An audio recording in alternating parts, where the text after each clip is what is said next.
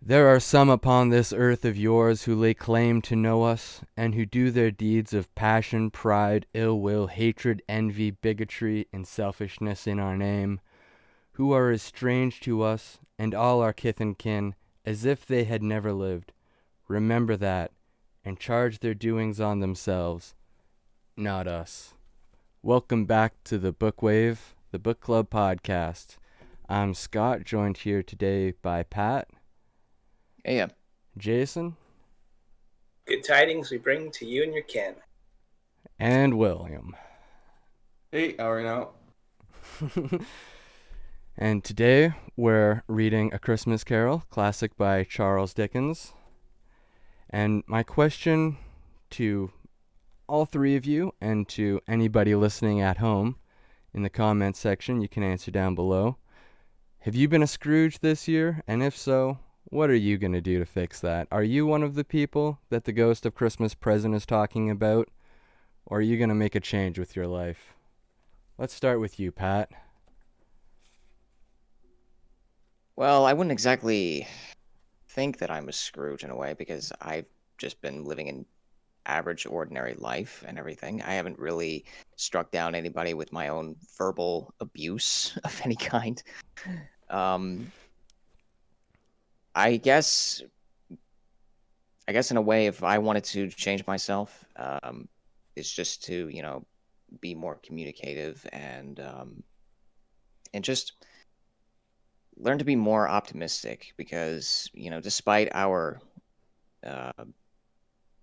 undoings and everything like that, especially this year, I guess it's just always important to just realize our own common humanity. We're all the same species. We all have an ability to choose our own life and how we can change it instead of just living the same old routine over and over again and just making things worse for everybody. And just keeping that in mind while we discover our own purpose. And also not to hoard any of the sugar cookies. Yeah. Those sugar cookies are little demons. It's an interesting point. It's an interesting point you bring up, Pat. That whole remembering that we're all human and all experiencing this crazy year. I think there's something to be said about a lockdown and a news radio cast that really separates individuals in times like these. It's like for the longest time I would wake up and go for a walk and just look at the roads and be like, it took hundreds of people to do this. Like, I need to stop taking existence for granted, and I'm going to do that by looking at roads and remembering how hard that is. Because you can just get into this routine of, well, the world's shut down and everything's awful, so I'm not even going to think about trying to interact with humankind because I need to social distance and wear a face covering, and there's only 10 people allowed in the store, so I'm not going to hold up the line by having a conversation and seeing how someone is at the till.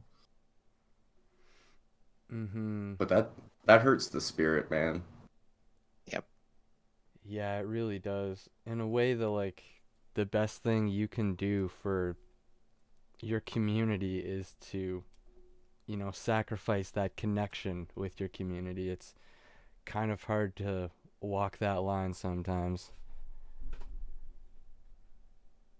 One of the descriptions that Charles Dickens gave for Ebenezer Scrooge has been he's come to have been known for just being a cold-hearted person, but Dickens described him as being solitary, secretive, and self-contained like an oyster. And especially during these times of lockdowns, I felt like that. And even when there weren't lockdowns, I know I've caught myself feeling self-contained and isolating myself from other people. And in that respect, I could see myself as a Scrooge, even if it's not something that I want for myself and others, because, it's about being selfish. It's about thinking about yourself and not the goodwill of mankind around you. I think that's kind of what the epitome of being an Ebenezer Scrooge is.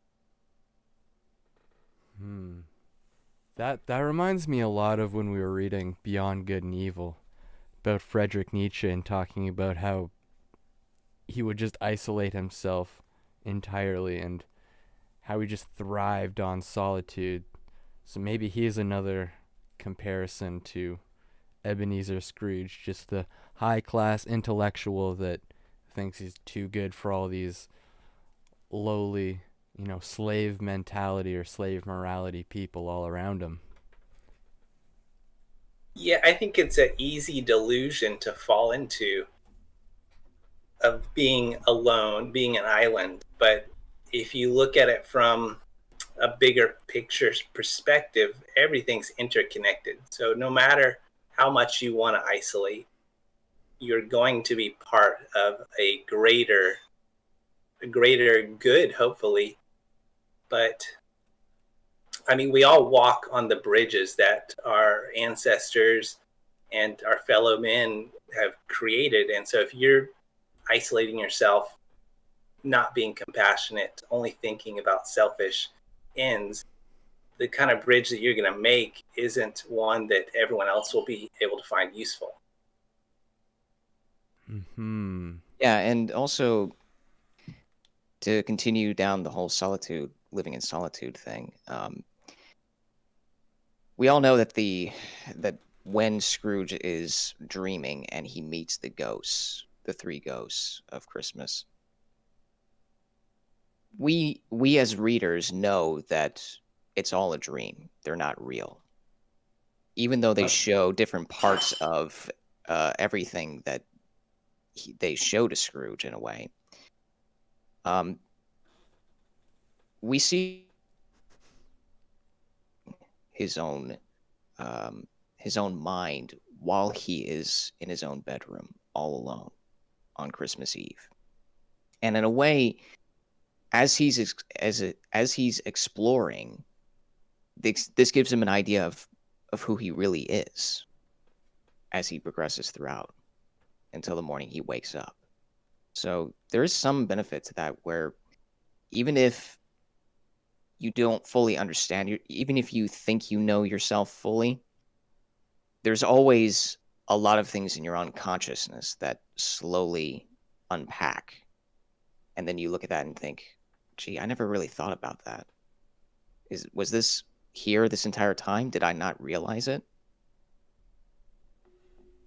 I would like to come back to that, whether this was a dream or some sort of psychedelic vision. Maybe he ate something. But staying with the topic of solitude, I thought what was really interesting is how far removed our current society is from the time that this took place in the Victorian era. Because Charles Dickens was born in the early 1813-ish. And so I'm assuming this story took place maybe around 1830. Yeah, it was A Christmas Carol was published in 1843. That's the year I found. Okay, perfect. So what was going on in the world at this time was you had people that had previously lived in rural areas, and now they've all come into the city. You had hundreds of thousands of people coming into the city, living in unhygienic conditions. You had multiple families living in the same house. So you'd probably end up sleeping on the floor, and maybe if you're lucky, you'd have like a bed made of hay. But just this, if you've ever lived in a big city, it's really easy to find yourself feeling quite lonely because there's so many new faces. It can be easy to make friends, but it can also be a daunting task. And what I found interesting is just this, after reading the story, I went back and started researching Victorian era life, how they worked, how they lived in a home. And we have so much like now in our current society that these people didn't have, luxuries that we often take for granted. Mm-hmm. It's funny because the first thing that I thought of is I bet that they had their milk delivered. It's like one extra human interaction that we don't have anymore. Yeah, it'd be delivered on a street full of horse manure. That's true. And I think chambermaids would work like 16 to 20-hour days just taking care of a house back then. Yeah, like when you think about it, how much social interaction did they really have over us? Like if you're working 16 hours instead of 8, you're still going to have to sleep, right? So, how much time does that leave for, just talking with your children or your spouse? It's just like, no, they're busy cooking and cleaning and building and working and whatever else. Yeah, and Scrooge went on about the surplus population. I think this was just from all the people coming into the city in droves. But when I thought back on it, they have all these hours of work. They have to sleep and eat. When did they have time to populate and fornicate? Well, that was like the only form of entertainment they had. Like, 15 minutes before they go to bed. Gotta do something, right? Yeah, and I guess you wouldn't want to spend too long doing that because the smells back then might not have been great. Yeah. Time it right after your monthly shower. Yeah. And the cultural barriers too. Like we're talking about a time where there was still very clearly defined distinctions between classes in this society. Like there were simply things that you just didn't talk about. There were simply people you just didn't talk to. And, like to know one's place in society, like that's very Brave New Worldy, that sort of time where it's like you are a poor person. You don't make eye contact with rich people. Don't speak unless you're spoken to. Yeah, like that whole weird caste system where they're not like separated from each other. All the poor and the rich people are mingled in the same neighborhood, and like that's an extra layer of solitude and division of community. It's just like you can't even talk to your neighbor from 3 doors down because, they're from the wrong caste. And I guess Scrooge puts himself in like a whole class or caste of his own because, like the only person he ever like considers to be his equal is Jacob Marley, who he references as being like an old miser just like he is now, like ripping off the poor and rich man alike. Is this what Rodya Raskolnikov had in mind of his picture of an Ubermensch? That's a good question right there. Why, thank you. Because we've already compared him to Nietzsche. Mm-hmm. So like comparing him to Dostoevsky's Rodya Raskolnikov isn't much of a stretch after that. Right? Like, is this what he would have looked like had he, buried his emotions and succeeded in stealing from the pawnbroker? Would he have established himself a capital kingdom and, pushed everybody away because of obligation and necessity to keep himself from trapping himself in the lies and the murders and the deceits? How cold would he become? Well, I saw Scrooge as belonging to the owner class. They might have referred to them as masters back then. And these were the cornerstones of the culture. They owned the building, they owned the businesses, and the working class was really, there were like we mentioned, there were so many people. The working class had to really carve out a niche for themselves, because if they were to do poor quality work, they could easily be replaced. And so from that mindset of an owner, if you can just easily replace, you have disposable workers, I think it would be easy to dehumanize. It still is, isn't it? I don't know how much that's changed. I've worked in some factories. Yeah. But like they respect you while they disrespect you these days. They'll look at you in the eyes and ask you how your day is going while they're planning on letting you go tomorrow afternoon. Yeah, there's always that mask that gets put in between those kind of interactions. But it's still like when you go to a factory, they give you the metaphor like your place here is similar to that of putting your hand in a bucket of water. And when you take it out, notice how much the bucket of water has changed. Like Yeah. it does. There's no Someone else's impact. hand is going to do the exact same thing. Yeah. But it's weird to think that Scrooge he wasn't hurt theoretically, right? Like he was born into royalty almost, right? And raised and indoctrinated in a society that told him to be this way, theoretically. Yeah, that's actually a question. Does it say that he was born rich, or does it say that he created his fortune from the ground up? Because that would be a big distinction between someone like Scrooge and someone like Hank Reardon, like we were talking about before we started recording. Because it's pretty hard not to see the similarities between the objectivist worldview and how Ebenezer Scrooge handled his affairs. Well, of the three ghosts that visit him, the first one of Christmas Past shows him as a young boy, essentially all alone. They don't indicate where his father was, but I don't know if he was sent away or his father was angry at him, but it showed him just reading and devouring books. And I got the impression that he kind of built himself up. Yeah. But regardless, it kind of shows him as somebody who's wealthy. But even with all his wealth, he doesn't purchase comforts. He lives in a simple house.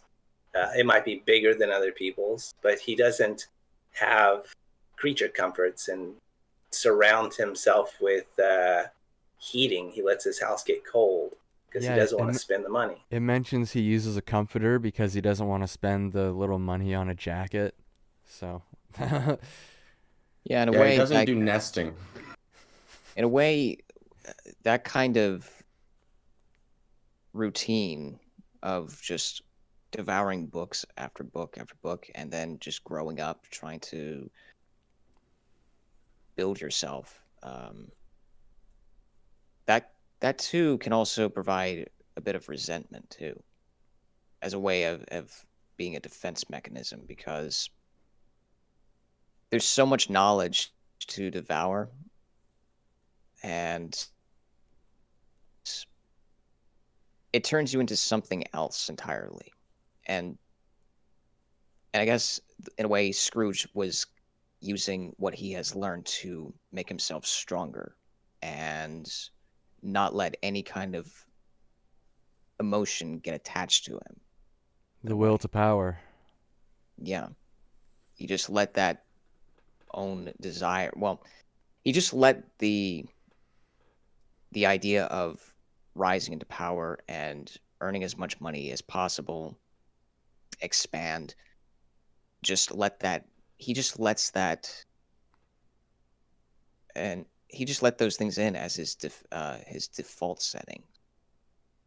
Yeah, the ghost of Jacob Marley described him as having a worldly mind. When you were talking about closing yourself off, I was thinking, can you be a compassionate person if you close yourself off to your emotions? Or do you have to let yourself feel everything in order to get this transcendent quality, the hero's journey that we see happen by the end of this book? I think I don't have the answer to that question, but I will tackle it. But I think I think it's somewhere on the spectrum, right? Like when it comes to being compassionate, you have to have, and the word compassionate has sort of mutated. Like compassion and empathy and sympathy have gotten sort of conflated and then messed around in the past 15 years or so. So I think compassion is more to do with understanding what they're going through and working with them, much like empathy used to be. But you don't want to just be empathetic, which is what empathetic has become, where it's like you're taking on their emotions.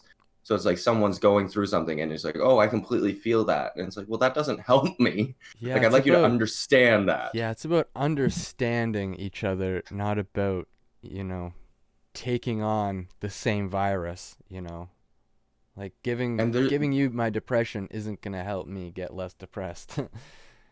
Like, there are people that have been saying and self-describing themselves as empaths, people that can feel other people's emotions. They see someone sad and they're sad. And it's like, that's a broken emotional strategy. Humans mirror neurons. So when you see someone sad, you're likely to get a little sad.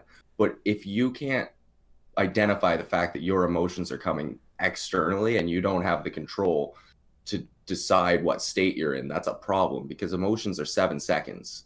And if someone else is stuck in an emotion, and because you saw them, you got stuck in that emotion, you're not going to help them get out of it. Like, you need to know what they're going through. You need to understand how that feels, and you need to have a strategy to get out of that feeling. You need to have like sensory stimulation that makes you feel better, and you need to have a plan. You need to be able to think different stuff. And if someone's stuck ruminating and dealing with an experience, and you just get right down to like bedrock with them.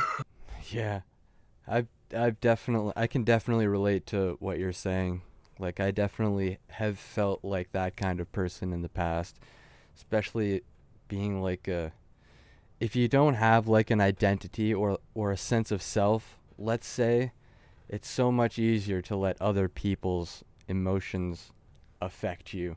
Because like, when you're in like a codependent relationship and you base your entire identity on another person, and then you're interacting with other people, you have the same kind of mindset, like, oh no, I'm just here for the other person. And that's one of the things that leads you into becoming an NPC. It's literally the shirt, I'm with stupid. Yeah. It's like, oh, that's your identity? You are with stupid. Okay. Yeah, and you've made that choice. That's what you have to realize. Your identity is the choice that you've made to be with stupid. So what does that say about you? Or it's the corporate logo that you decide to wear. Like, this is where you get your stuff from. Mm-hmm. Well, and it's like, so, and I was the same way in the past, and I still am to a very large degree that I'm unhappy with, but at least I'm aware of it. I got a call a couple months ago from a friend who was really stressed out, and they called me, and the first thing they said was, I don't want to feel this stressed out. And instead of saying, okay, let's not feel that stressed out, I was like, well, why are you stressed out? And they started explaining, and as they started explaining what happened, their brain, hallucinating and not differentiating between reality, started to experience the emotions even more. And I was like, wait a second, this is everything I hate about therapy. Stop telling me about the problem. Let's just get rid of it. And so what you do is you transition from talking about what happened to, you have an emotion and it's an experience in your body. Where is the emotion biggest? What shape is it? What color is it? And what direction is it rotating? It's like, okay, well, it's brown and it's in my chest and it's spinning clockwise really fast. I was like, okay, so you've just imagined something. I'd like to ask you to imagine it slowing down and then spinning in the opposite direction. And they do that, and then they spin it back in the opposite direction, they shrink it, and then they move it out of their body, and the emotion's gone. Because emotions have very little to do with reality. And emotional regularity has very little to do with reality. It's just what you tell yourself in the moment that allows your brain to produce the chemicals that transition you to a better state. And that's why empathy isn't always useful. That right there is the perfect segue to go back to this whole fever dream idea that Pat was talking about. Because you used the words that none of this was real. And I would invoke my favorite line from Harry Potter at this point. You know when, like, Harry's having that dream or whatever, and he sees Dumbledore in either the last movie or the second last movie, in the last book anyway, where he turns to Dumbledore and he says, "Hey, wait a second. Is this is this real or was it all in my head? And Dumbledore turns to him and says, well, of course it was all in your head, Harry, but why on earth should that mean it wasn't real? Like, Yeah. these experiences, I don't care what this experience came from. Like, if Ebenezer had this experience from, a bad mushroom, bad gravy, swallowed a toothpick, like he mentions in the prose, it doesn't matter where it came from. If it actually happened, if God sent him an angel, this was a real experience, and you can't discount that at all, because this one experience that Ebenezer had, you could say it was a hallucination. It wasn't real, but it was the most profound experience of this fictional character's life. It changed every action he did afterwards. So it doesn't really matter if it's real, where it came from. Just like when we talk about Socrates or Jesus, it doesn't matter if they really lived. We still have the writings. We still have the books. We still have the And you lessons. can relate. You can relate to the experience. You can gain some understanding. One of the words that I've started using more often when referring to this sort of event is it's an ordeal. And I think there's a direct relationship to how much you suppress your shadow and how big the ordeal is going to end up being. But when we're growing up and we have authority figures and they tell us something, we either accept it as truth or we don't. And whether or not it's truth is neither here nor there. What happens is if those beliefs that we have develop into detrimental things, we'll need an ordeal to learn something new. Because, like, I could tell you right now that the earth is flat, but you're not going to believe me, just as much as I could tell you if the earth is round. It doesn't matter what shape I try to convince you the earth is. You're not just going to completely change your existence based on this truth that I've shared with you and, manifest it into your belief system. But you need an ordeal. You could also split that into two realities. Like, if you look at the world symbolically, you look all around you and you say, well, I can't perceive that I'm on a ball, so as far as it matters, my world is flat. I'm not saying the planet's flat, but it doesn't give me anything extra to say. Maybe that wasn't the best example, but like the idea of requiring something that it demands your focus and attention. There's a risk of failure and a huge amount of growth. Like this ordeal experience that Scrooge went through, he could have come out of it worse or way greater, and thank goodness he did. But that's the only way to learn those things. Or given a third choice, which is not making a decision of whether or not he believes that he will forever suffer with regret, or choose to accept who he is and then change for the better. He could just stay in this limbo-esque level where he can just continue to imagine which choice is the better. I would argue that his whole life was that limbo, and that limbo made manifest the visits of the spirits for his ordeal that required him to change. And I think that if he hadn't have changed, he may have just died. And I guess the turning point of that is when the ghost of Christmas Present, I think it was, said, and I have the quote here. It says, "Why did I walk through crowds of fellow beings with my..." Well, actually, it might have been Scrooge, now that I think about it. "Why did I walk through crowds of fellow beings with my eyes turned down, and never raised them to that blessed star which led the wise men to a poor abode? Were there no poor homes to which its light would have conducted me?" And I think that's the turning point of whether or not he has suffered a huge regret and not choosing to help out the poor, not choosing to help out his fellow neighbors and everything. Yeah, and he asks the ghost of Christmas Present when they're walking through the streets, like, don't these people have anywhere to go? And then the ghost quotes him when he was talking to the charity people, like the guys looking for donations for the poor. He says, "Are there not prisons for these people? Like, what about the surplus population you were talking about before?" And it's just like, oh man, that hits pretty hard. It's almost like, go ahead, Jason.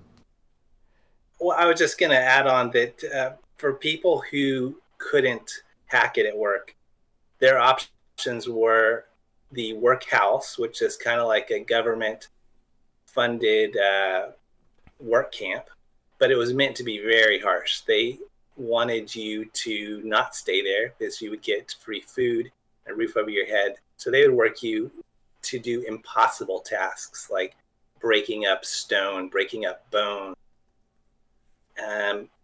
And if you couldn't cut it at the workhouse, prison was your next option. You would be arrested and thrown into the prison by the magistrate, or just thrown out on the street to starve.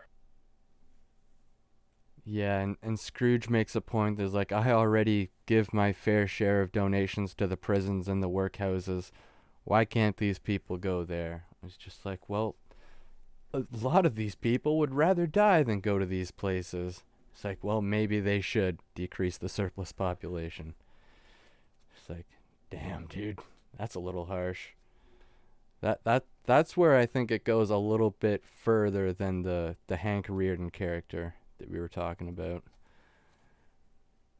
Yeah, way further. He's genuinely disinterested up until a certain point in the problems of the world, right? Like he's Right. turned a blind eye to reality, and he's trying to maintain his own hallucination, his own dream, and it's very Eckhart Tolle. This whole thing, this whole I can't live with myself experience that he's having, and that he's manifested these spiritual sort of avatars of all of the experiences he had and all of the lessons he didn't learn, so that he can have this debate in a safe space and transcend his awful belief system and become something worth living for. A minute ago, we were talking about ordeals, and I was thinking from a spiritual perspective or a psychedelic perspective that you could see life itself as the great ordeal. You could see this year as an ordeal, or this day, or even just this very moment as an ordeal. And how are you going to respond to that?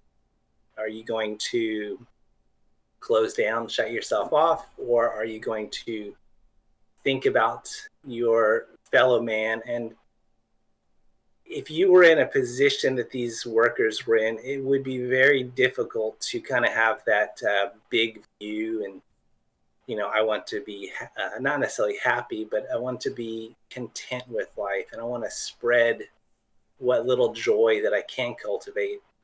But that's what I saw in the characters when I read about them, that the ghost of Christmas Present was kind of sprinkling hope to these people, and they would take that hope and they would share it and at least attempt to give hope to other people, even though their daily ordeals were quite harsh. I think the problem with life as the grand ordeal is the omnipotence of it, that it's intangible, that it isn't an ordeal, it's a campaign or a campaign of campaigns or some sort of epic that you can't simply, like, I feel like an ordeal has to be this huge sort of ineffable thing and also feel like a Rupi Kaur poem, like a haiku, where it's like everything is so messed up until the climax of the ordeal, and then all of a sudden it's like, oh, my belief is wrong, and I need to make a non-negotiable pact with myself that I never live this way again, because it's so plainly obvious to me now. But with life, it's like, yeah, to use religious language, it'd be like an epiphany or revelation. yes, 100%. If you bring in the idea of reincarnation, though, you could live your life as this great ordeal, and then at the time of death, you either realize or you don't, you know, what you need to make changes for in the next life. I think the way you're talking about it, it makes me think of the movie Rocky.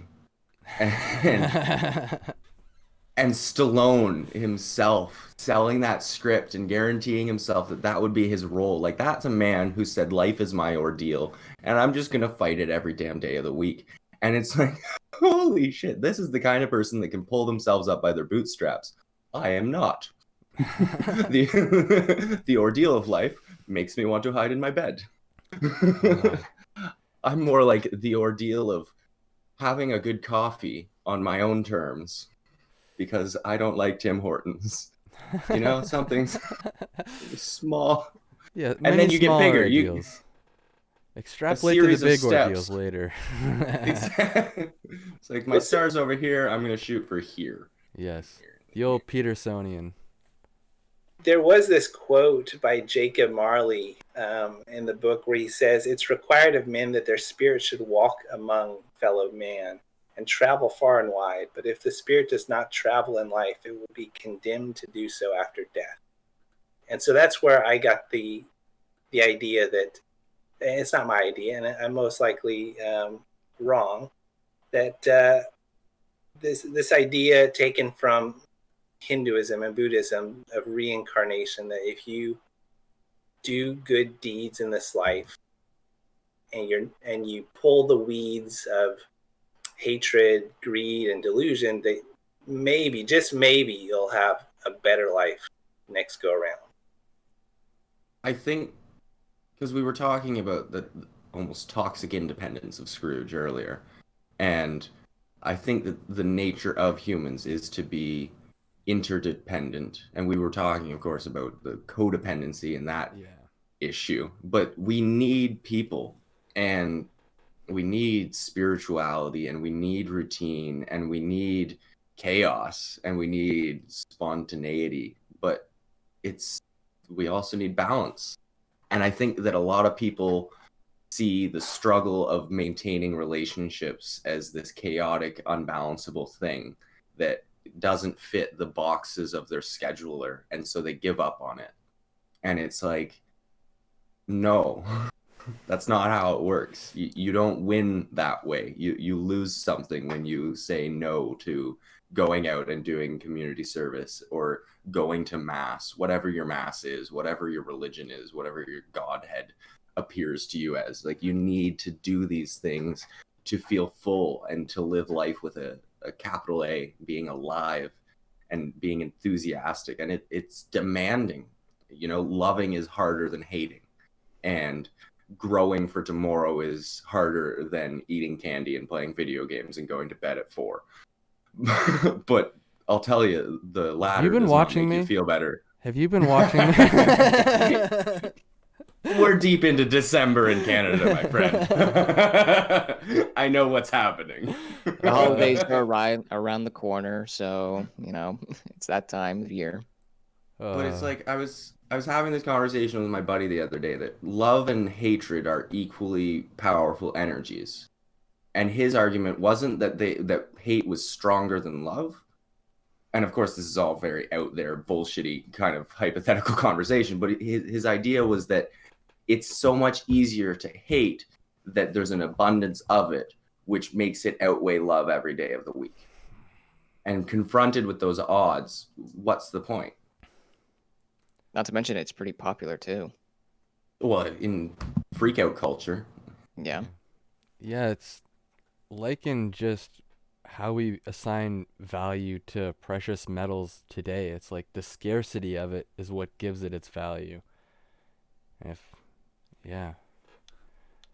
What if the relationship between love and hate is similar to that of the ocean and an iceberg, where you have these emotions made of the same elements, oxygen and hydrogen, but they're in completely different forms?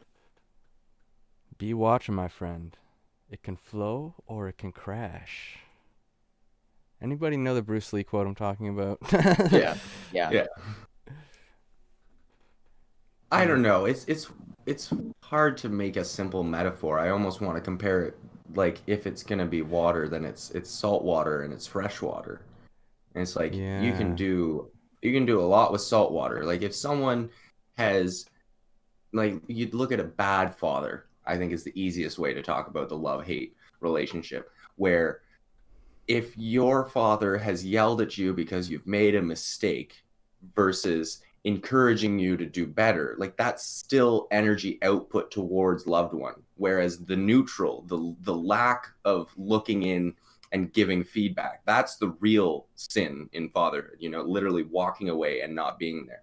And I'm not supporting, abusive fathers, and God, I hope that we can get rid of them all one day. But the idea that if he didn't care about you at all, he wouldn't even be yelling at you in the first place, is the broken belief system that he has, that he's running. And he doesn't have emotional regulation. But maybe eventually you can get something out of that, where it's like, oh, I was living wrong and that's why he was yelling. And now that I'm doing it right, he doesn't yell at me anymore. And honestly, I'm better off for it.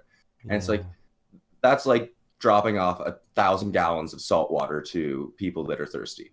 Like, yeah, it will help eventually if they can boil it and purify it. But can't you just give them fresh water? Yeah, they both have their utility for sure. Reminds me of that movie Whiplash. Like, that movie made me cry. Holy.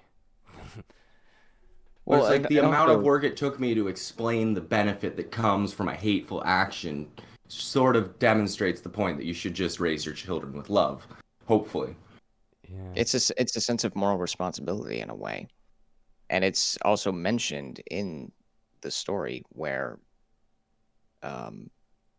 mankind was his own business, and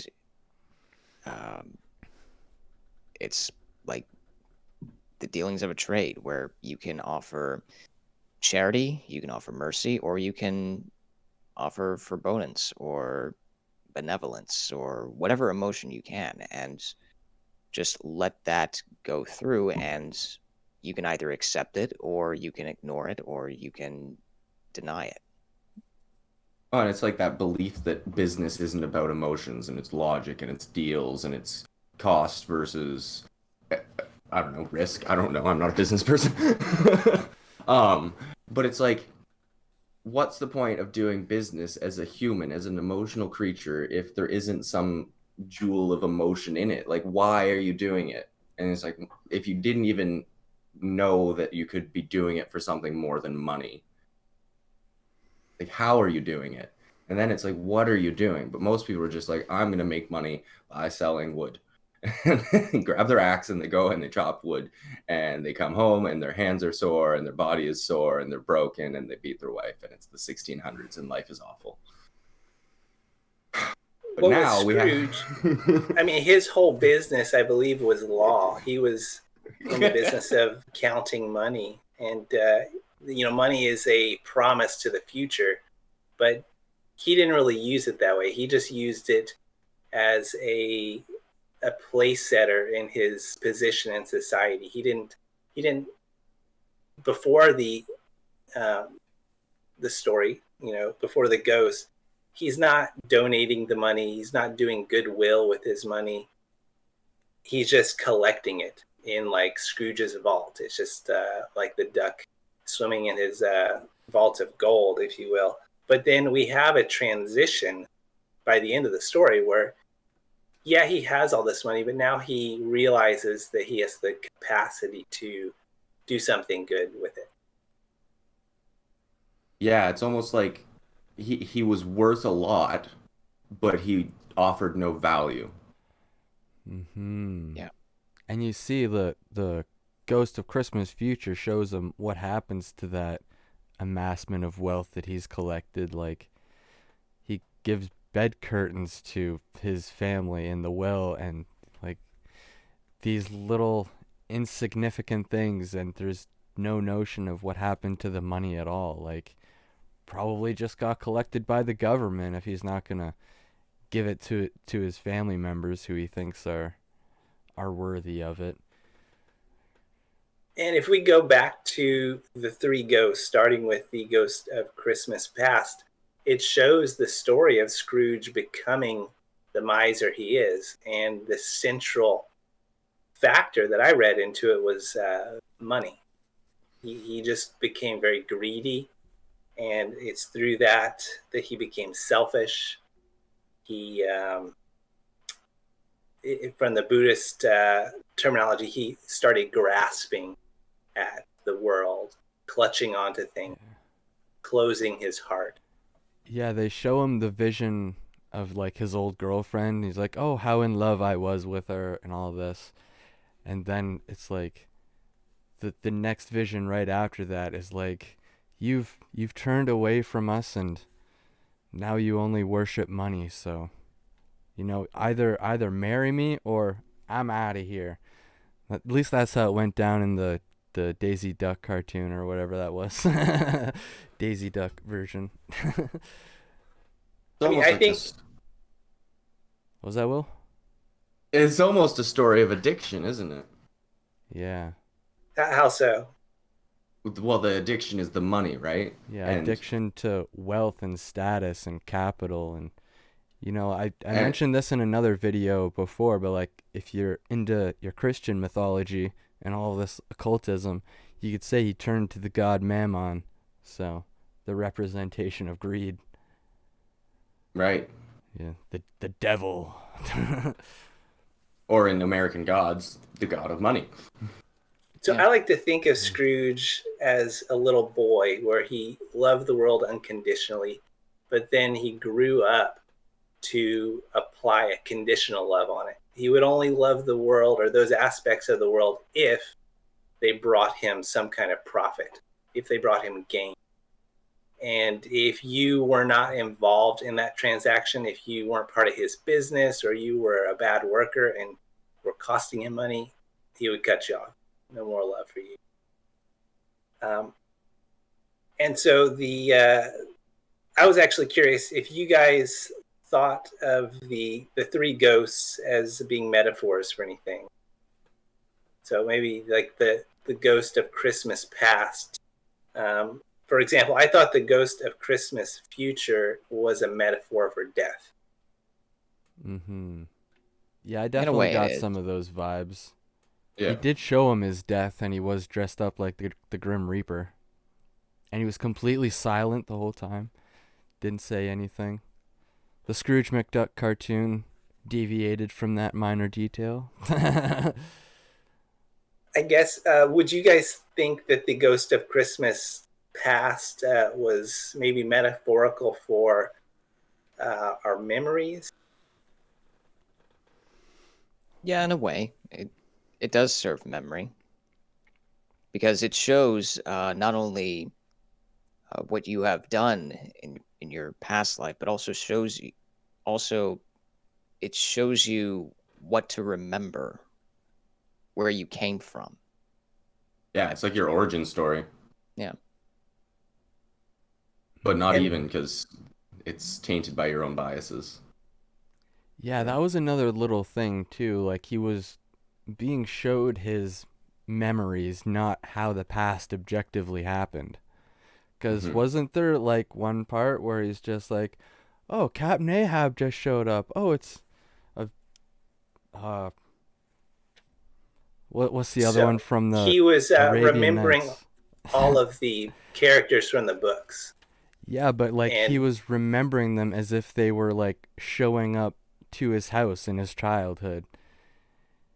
He's just like, "Oh, look, it's old Ali Baba. How joyful of a guy he was." And he remembers like as an infant, he remembers Ali Baba just coming to his house.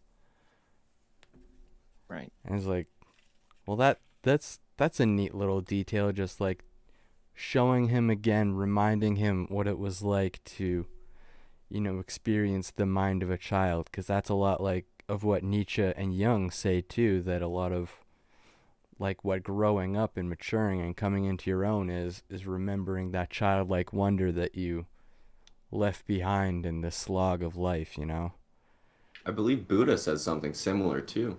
Yeah. All knowing is remembering.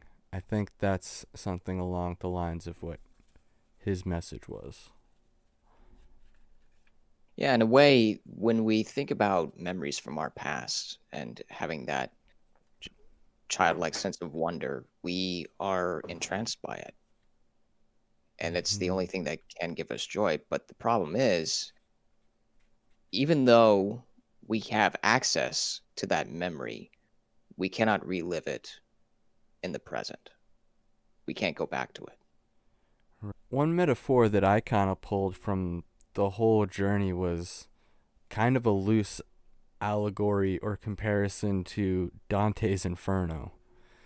So yeah, at the very beginning, he has like the visitation from Marley, which could be like, Beatrice first appearing to Dante, and then when he starts being guided by Virgil, or the spirit of Christmas past, takes him straight to the underworld and shows him all the garbage that he did not want to see, like digging up everything from his past that made him into the miserable old man that he is now. And then once you get into the Christmas present, it's like he's ascending back up into purgatory, so you get that little glimmer of light. So it's like, well, there's a chance that he can make it. He can do something here. The Christmas present is showing him kind of the route to redemption. And then when he gets to the Ghost of Christmas Future, it's just like, okay, this is the end. This is revelation, or you're doomed. You're just gonna either keep building that chain that you saw dragging Marley down, or you make the change. You accept the Christmas spirit, and you be a better man in your community. You do better by others, love thy neighbor, see yourself as a node in a network, and you can create a better life for yourself without all of this horrible regret that's going to give you these demonic fever dreams on Christmas Eve. There was a really good quote where Marley is saying that he wears the chain that he forged in life, that it's full of money boxes, full of heavy purses, keys, and beads. And I was thinking that memories can fill your chain. We all have a chain that our body, binds us to this life. And our memories are attached to that chain, kind of like a lucky bracelet or something. You have little mementos. So if you fill your chain with acts of good deeds, compassion, that at least you can remember those things. So in the present moment, you might be a little bit more likely, a little bit more open to that side, instead of saying no and closing yourself off. Yeah, I like that. It's like you're forging your chain, and like the chain is made up of these memories, and you really get to choose like how you build that chain. Do you make it nice and light and easy to bear, or do you make it the source of all your suffering? So kind of like Kingdom Hearts in a way. You forge your own Keyblade. There you go. Good game. That's a good game. I think, though, to some extent, you gotta ask the weird metaphysical questions, like to what degree is the chain built for you? To what degree, if we say reincarnation's a thing, or we say past life experiences and karma are a thing, like at what point during our creation did we choose the parents and the country that we were born to, and what experiences did we miss out on that necessitated us experiencing the things that we're experiencing in this lifetime? And to what degree do the experiences and the learnings that we had cause us to have the learnings and experiences that we need next? And how much control do we have over the building of our chain? And at what point has the chain built itself enough for us to be able to look at it and say, I want to do something differently now? So kind of like Fable in a way. Well, and it's that question of like, does the soul know what it needs to learn in this lifetime? Is fate and destiny a thing? Those are some fun questions to ask around Christmas time, aren't they? Oh yeah. Very tender. Very tender. Moist. There was one of the fates that the Ghost of Christmas Future brought to Scrooge, and it showed him dead in bed, and that some looters had essentially stolen all of his belongings, his curtains from his bedroom, whatnots. And it hit hard for me because if you do shut yourself down and isolate and you don't have children, you're not close to your family. When you die, those looters were kind of a metaphor for the government, taking you won't have anything left to inherit to your family if you're closed off like that. Yeah, in a way, especially the curtains too. I looked at those curtains as a way of just, and then being stripped off as like being a part of Scrooge in a way. He loses that part of himself.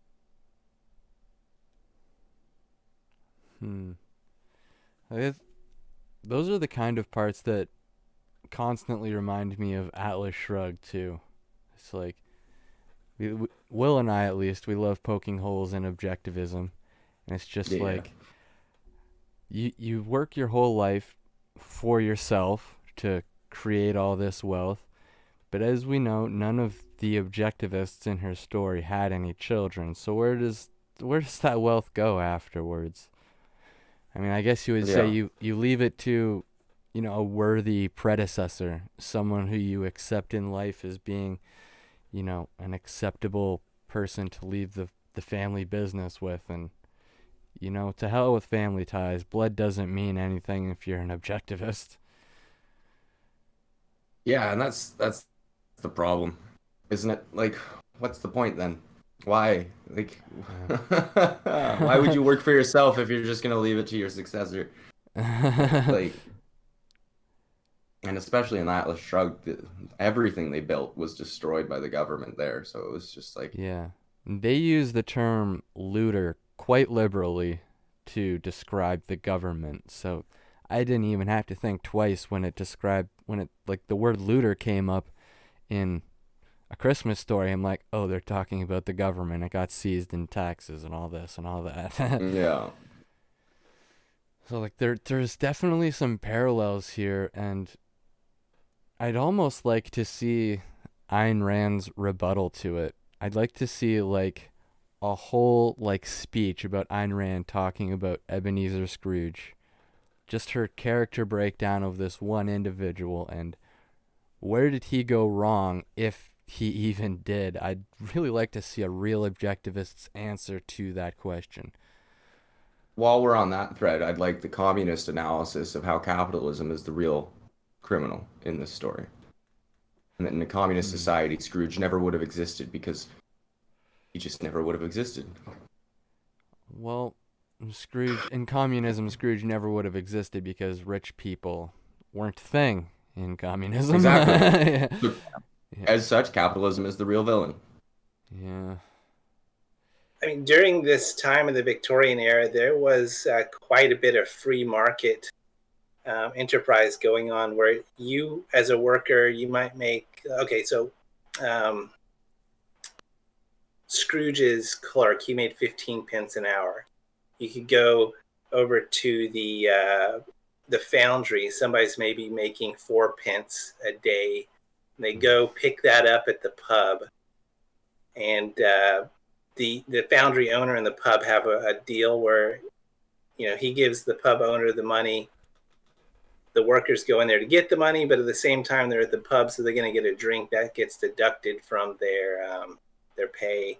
They might pay a person to come by and knock on the door to wake them up, at 5 a.m. because they don't have clocks. They're not going to be able to get up. So that's another job where they're paying somebody. They're typically, I read that they're renting out most of the homes these people lived in on a weekly basis. It's funny you bring that up.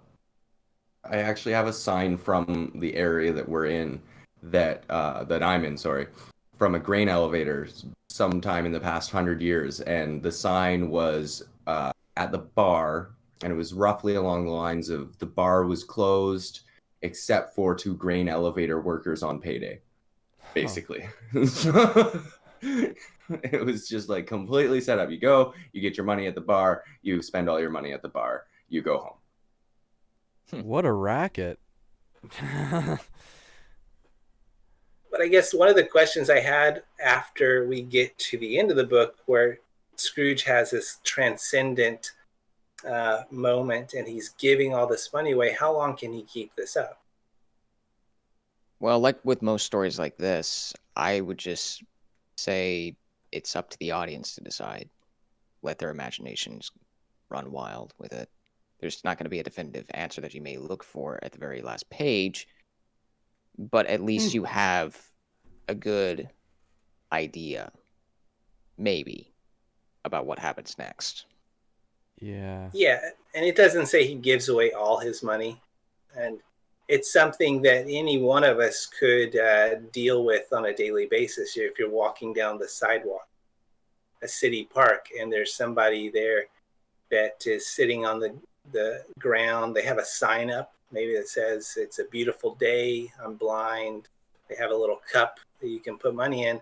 You got to ask yourself, okay, am I going to give this person money? What about the next person and the person after that? You can't give every panhandler $1 because then you won't have any. But if you at least give one of them a donation, I think that's better than nothing. It's like a good middle ground. Yeah, I think. Well, you could always think of like the Scrooge McDuck characterization of it, where he's got like the swimming pool full of gold, but it doesn't really seem like the authentic Ebenezer Scrooge has those kind of resources. So he might run out of money a lot quicker than you would expect. But I think like the main takeaway from the story is just that it was a mindset change. Got a little carried away with the gratitude on Christmas and stuff, and he's gonna keep celebrating Christmas the same way, but during the year he's just gonna make the conscious effort to not make money that number one high priority, and show more love and respect to his nephew Fred, and maybe not scream at him and throw his wreath away, and like a cartoon, just throw the wreath down and trap him and kick him out of your door. You're gonna be a little bit more kind to Donald Duck and Mickey. And at the end of the Scrooge McDuck cartoon, he makes Mickey his partner, so it's a happy ending. He gets a raise and everything. Yeah, this book had a happy ending too. Tiny Tim did not die. And the author brings up this idea of the total abstinence principle at the very end. And I looked into that, and they're not talking about like avoiding vices. They're talking about abstinence of greed and hatred that really had come to define Scrooge as a person. And his heart grew 3 sizes that day. And he died immediately, because that is an unhealthy amount for the heart to grow. At least he died with Why'd you have joy. to ruin it for me? What an unexpected heart condition. His poor chest cavity was just crushed. Oh, shit. And a Merry Christmas to all. And to all a good night.